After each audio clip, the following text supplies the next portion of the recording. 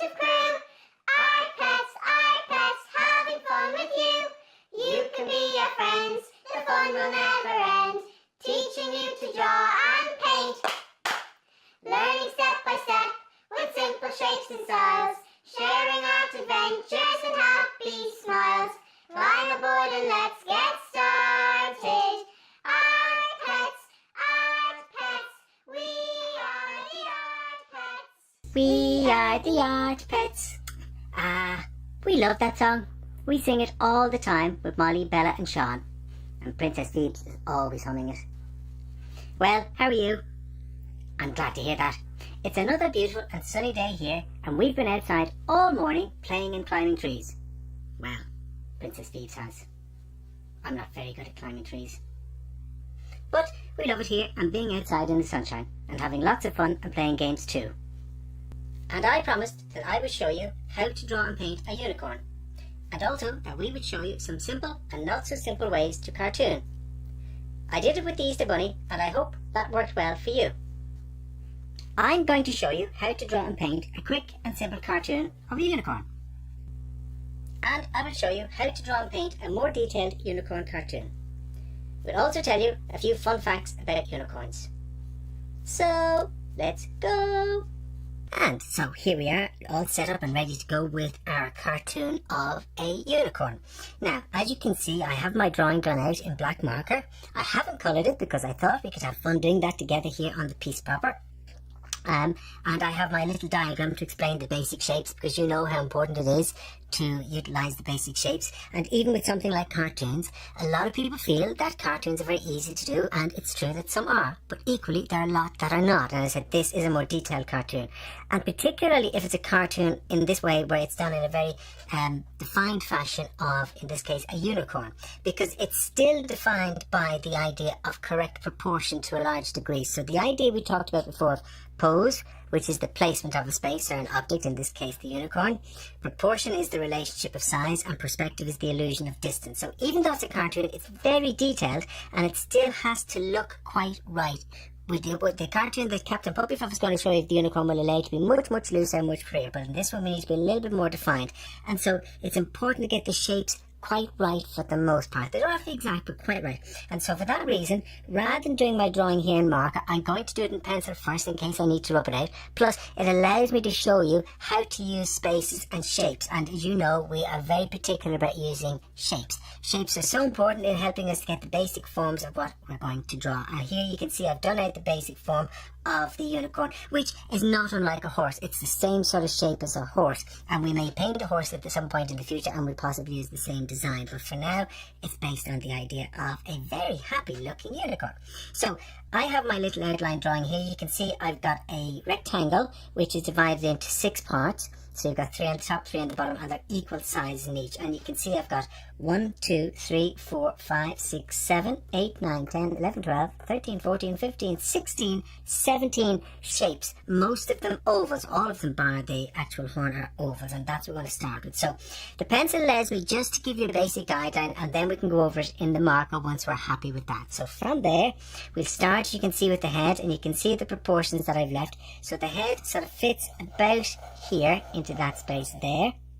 The horn is a triangle and goes up into the corner, so just from here and then back to about there. That might be a bit wide, but I'll correct that when I'm doing my marker. It doesn't have to be too rigid.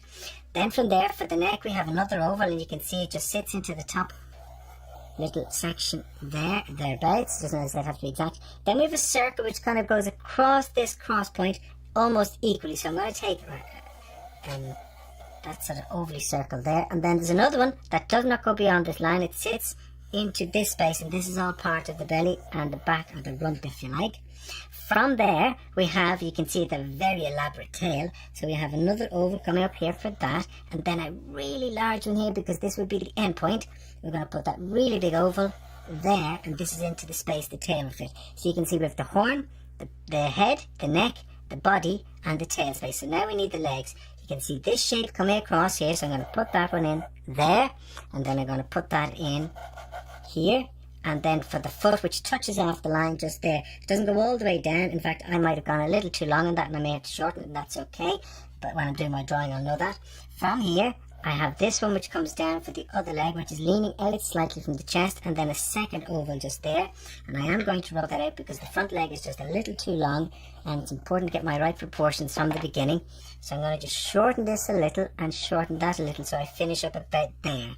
And then the back legs, you can see this one comes across to the line there, and then down all the way to this line, so that we get that feeling of the horse, or the unicorn in this case, leaping up.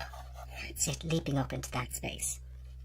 And then from there, this other leg comes down, and you can see, look at the diagonal, it sits across at a diagonal, so I want it to come up this way, but it sits in line with this, so it has to sit in line with this one, and while at the same time coming up a little, so it's going to come across approximately there.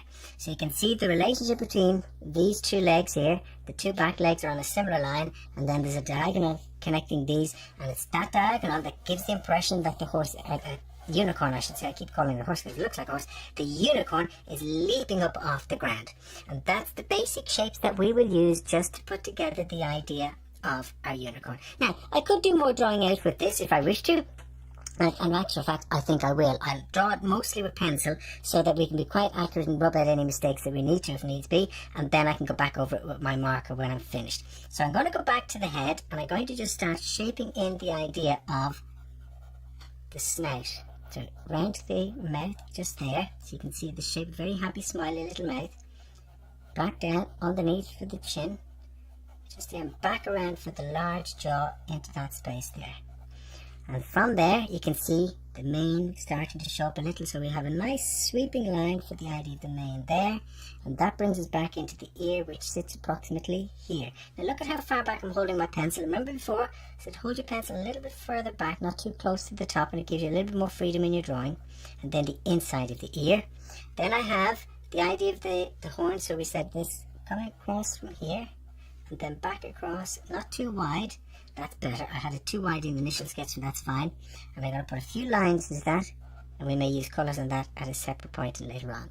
Then there's another little bit of mane showing through there, and then I realise I never put in the other part of the ear. I'm going to put that in now. The second ear, I should have it just showing up there. I forgot it in my original drawing. You can see then the nostril comes in just there. Put in this, it's like a reverse six, like a six on backwards. And then for the eye, I want to give the unicorn a very happy, mystical, playful look. So I'm going to use a nice, large, playful eye. So we'll start with what is essentially an almost diamond shape for the eye, just there, quite large, bigger than it would be under normal circumstances for a horse. Then some lovely eyebrows, 1 eyelash, I should say, 2, 3, 4, 5. Then we see the outline of the iris there, leaving a little bit of white of the eye. Then they'd have the pupil, and we're going to have a little circle for the bit of light showing through on the sparkle of the eye. From there, you can see a lovely sweeping line from the neck down around to the chest. So I'm going to take that and bring it out like so. And then in the opposite side, the back of the neck comes down, and it too sweeps nice and softly into that space. Now, you can see this beautiful mane, and I've divided the mane and the tail up into different spaces because we're going to use different colours to create a lot more playfulness and liveliness into that. So I'm going to take that, sweep that around here, and again the opposite side, sweep it around, bring it up there. From there, behind that, we have another section, and even if I don't do this exactly the same as I started in this, it's fine. So long as the shapes I put in, I'm happy with. And then there's another one up here into that space. And that'll be part of the mane, and we might have another line that you will see later on. From there, I want to show a little bit of the back of the unicorn here, and then that leads on into the idea of what's called the rump, which is not a perfectly round shape, so it's slightly angular. So I'm just going to angle that a little and bring it back down and around, and you can see it just comes back across here, so the line comes underneath here, so I need to make sure that comes down. I'm going to bring that in a little bit more into there for now. Now, the front leg from the knee is quite close, comes in, sweeps, concave and then convex. In, out and in. The knee is quite pronounced, and I don't want to make the legs too big. I want to give it a little bit of playfulness, shaping like so. And then down to the lower part, which I think is called the fetlock. Down here, into that, and round the hoof. Make sure the hoof is a little bit more rounded and not flat. Give a little bit more playfulness to it. From here, bring the leg back, around and sweeping up into that space. So we just have that there. From there, we're coming back down and we're going to have a little bit more of the other leg showing through. It comes in, you can see it's slightly longer. So there's the end of that one. This one is slightly longer. Bring that down like so. And again, slightly round at the bottom of the hoof. Comes in. And we don't want to be too wide with the leg. So like so. And then the line of the hoof, another soft little semicircle in there, let that space. Now, from there you can see that somebody links to this line, okay, so if you follow that line through the leg, you'd link that up, so that will come from here, and then it sweeps back up and back around, like so. So we have that little sweeping space, that comes back in, down again, and it's going to just sweep out and in for the front of the back leg here, back down, into this place and down again into the hoof, which finishes on that line there. From there, quite narrow, out into the hoof, and again slightly rounded line into that space. And this comes up the back of the knee, and then this sweeps in to join this space. So the earlier mark that we put in, they should just join up here into that area like so. Now from there, the inner leg, which is raised, you can see it starts quite high up and quite high up here, so I should be starting it about there. I have it too far back in my initial design, so I'm going to pull that back in, bring it in here, and it sweeps out like so. And we said it kind of finishes on the same line as this leg, which is finishing about there, so it has to finish up about here, slightly angled, back in and around, and again slightly concave here, and then we have that space. And that's the other leg going in here into that area. Now, even though I'm putting in the lines heavier, if I go back and I check them and I need to make corrections, I will correct them at that stage. I'm going to get a little bit more into the mane there. Now, the back of the tail is coming right out. It comes right up and right out. So I'm going to sweep that up in a very high rounded space and bring it back down like so. And then starting from just the lower point here, let the bottom of the tail comes in and sweep around like this. And then they join up somewhere like so. This one comes out and joins up there, and then there's another piece. And I said we're being very elaborate and very playful with the tail because we want to be quite lively and mystical and magical with the whole idea of the presence of the unicorn into that space. And therein is the shape of our unicorn. I just touch up here, touch up there. Now you can see I have some shadowed spaces which I'll add in later on. I'm not worried about those at this point in time. Now, from there, I'm going to just very gently, I think I've made part of that face just a little too big, so I'm going to just very gently soften part of this down a little, and just come back in with that, just narrow that a little, so that the head doesn't look too big. Now I'll introduce a little bit of the background, and you can see I'm keeping the background quite simplistic. So we have this lovely tree, which starts, you can see the tree trunk. I want the background to have a similar sense of playfulness as the unicorn, and you can see I'm using similar sort of stylized pointy lines as you can see the pointy lines here. I'm following that through in both the tree trunk and the grass in the background. And this coming up here for the tree trunk, allowing it to break up, and again it doesn't have to be exactly the same. And you can see for the leaves and the foliage I've done really big sort of cloudy shapes, and that's what we're going to continue doing here. So just lovely big cloudy shapes into these areas. This is taking most of it, and then there's another one behind here, there, and you can see the tree trunk for that comes down 1, 2, into these areas here, just down there. I'm going to have, you can see this sort of horizon line coming back just about here. Now of course, if you want to make up your own background, as you can see we're doing a forest, and that's actually a very good point and a very good time for me to tell you a few things about unicorns. So while I'm doing this, here are a few fun facts about unicorns. Unicorns are a mystical and magical animal that look like a horse, except they have a horn on the forehead. The idea of unicorns has been around since the ancient Greeks, thousands of years ago, which is a very, very long time ago. Unicorn means one horn. They are often thought to live in dense forests, and this is why our painting is set in a forest. We'll tell you more about unicorns in the next video. Now, wasn't that interesting? Now, while you're away, I added in a few more extra details, and I was going to finish my tree down around here. I have this lovely old little tree in the background, and what I intend to do when I'm doing my background, I'm going to add in some variations of colour to create a nice sense of magical distance into it rather than being too sharp. Some background bushes there. And what I was saying earlier is that if you want to put in your own background, by all means, don't be afraid to use your own imagination for a bit of a playful background of what you've got. It can be anything you wish it to be.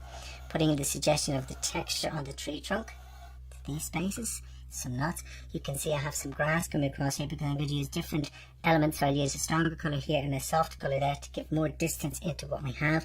So we just put in some of those, like that. And you can see I'm bringing it down, not a straight line across, I'm letting it curve a little to make it more interesting, so it's not exactly perfect, because straight lines can be quite boring. Like so. Put in a few tufts of grass here and there, like so. A few flowers, and you can use any shape for flowers. Different petal shapes, and another one beside it. And then another tuft of grass over here, and we'll use slightly different colours in these places just to give a little bit more drama to it. Another flower there, we'll put it up slightly higher, like so, and then another one beside that. And we're pretty much getting to the end of it. Oh yes, I have some other shapes within the foliage itself because I want to show different colours of the green to give the impression of layers on the green, so it won't all be the same colour. Like so, and the same again on this base. I'll use different colours in these areas and it'll give the impression instead of layers. And that effectively is the outline drawing of our unicorn, and that's what we will use now. Before we go over it with a marker, we will use this as the profile in which to build our painting. So can you see all of those details well enough? So now I'm just going to spend a few minutes going over that with my marker, my permanent marker, because I'm going to paint this, as I said, in acrylic, but I'm going to use the acrylic with a lot more water, almost like in the same way as a watercolour, except that acrylic when it dries is permanent, whereas a watercolour is not. And I've used watercolour paper here so I can take plenty of water when I'm doing it. I'm going to go over the pencil lines with my marker and rub out the details I no longer require. I have my permanent marker and I'm going to start with the unicorn first, and because I'm right, I'm going to start off on the left hand side. So essentially just tracing over the lines, but not blindly tracing. If there's any little corrections I need to make, I'll make them now with the permanent marker, because once this marker is done, it cannot be removed. And even trying to paint over it wouldn't be successful, because oftentimes the marker, if it's permanent, will continue to come through the paint no matter what you put on top of it. So as you can see, I'm nearly finished the outline in my permanent marker. Just finish off on this tree over on the left hand side. The idea of a hollow. Just add some playful detail to it, and the textures on the tree trunk gone over. I also rubbed out the pencil lines so that I have a much cleaner, crisper drawing, as you can see, and everything is outlined as I want it to be, all the bits and pieces. So we have a nice, clean, crisp drawing of the unicorn and the background for it that we're going to put in. Now, just before I finish up, I'm going to go back to my pencil, and you can see there are a number of little shadowed spaces here on the unicorn herself, and I'm going to just add those in as outlines with my pencil as kind of guidelines for myself. I'm not going to shade them in. I'll shade them in with paint when we're doing the actual painting itself. For now it's just more of a guideline that I'm using it for, so I remember to put them in. And they're going to be quite soft, so I don't want to put them in with marker, otherwise that would make them just too heavy. Just into the various different spaces where I'm going to have those little bits of shadow, and they'll go in at a later stage. And that brings us to the end of how to draw and paint a unicorn cartoon. It's a little harder than it looks, so take your time, and as always, remember, it's about having fun with your art adventures. See you in my next video when I will show you how to paint or drawing of a unicorn. Bye for now. Bye!